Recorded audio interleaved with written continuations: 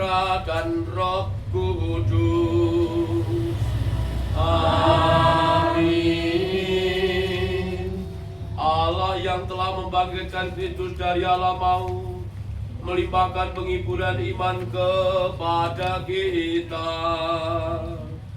sekarang dan selama-lamanya.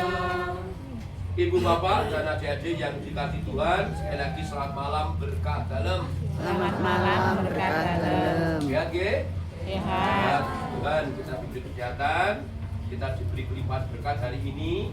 Terutama kita masih boleh menikmati udara gratis, cahaya matahari gratis yang bisa kita nikmati.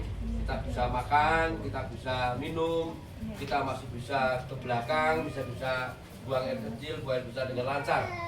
Meskipun situasi dan kondisi lingkungan kita sekarang sedang tidak baik-baik saja, tapi tetap kita akan berdoa kepada Tuhan agar Tuhan menganugerahkan sesuatu yang terbaik bagi lingkungan kita, bagi keluarga kita, dan bagi negara kita. Terutama pada malam hari ini kita diundang oleh keluarga besar Bapak Mismanto untuk mendoakan arwah Ibu Cecilia Supartini yang 100 hari yang lalu dipanggil.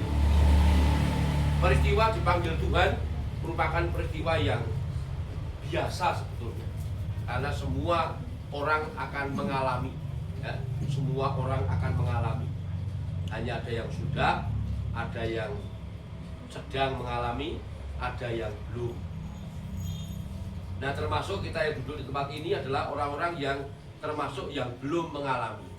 Tetapi kita punya iman bahwa ketika nanti kita mengalami kematian, di saat kematian itu juga kita akan dihadapkan pada sebuah pengadilan besar oleh Allah. Ya, ini ilmu yang baru saja kamu dapat kemarin bersama dengan kamu Lili. Jadi pengadilan besarnya, keputusannya adalah keputusan langsung masuk ke surga, atau masuk ke api penyucian, atau langsung masuk ke neraka. Nah, kriterianya perlu diperhatikan juga.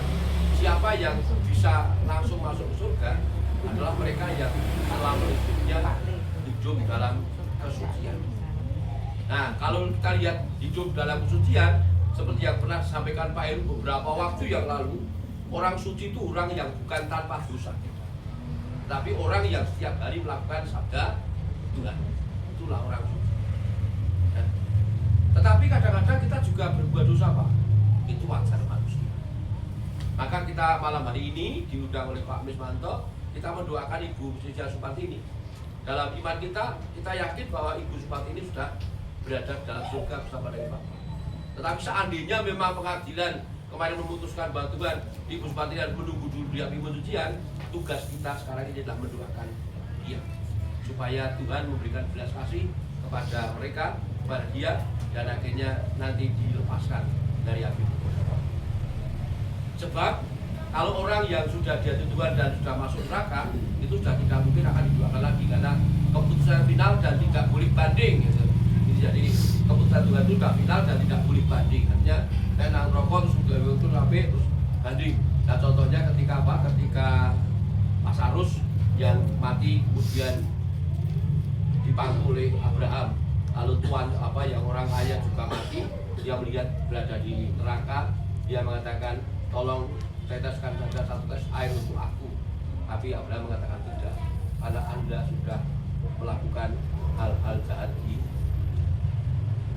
Oleh karena itu Bapak Ibu dan saudara sekalian, kita pada malam hari ini secara khusus akan berdoa bagi saudara kita Ibu Cecilia Supartini, yang menurut kacamata saya Ibu Cecilia Supartini adalah orang yang sangat baik, orang yang taat kepada Tuhan, taat kepada keluarga, taat kepada suami, dan taat kepada lingkungan. Karena hampir setiap kegiatan lingkungan dia selalu berada di tengah-tengah kita.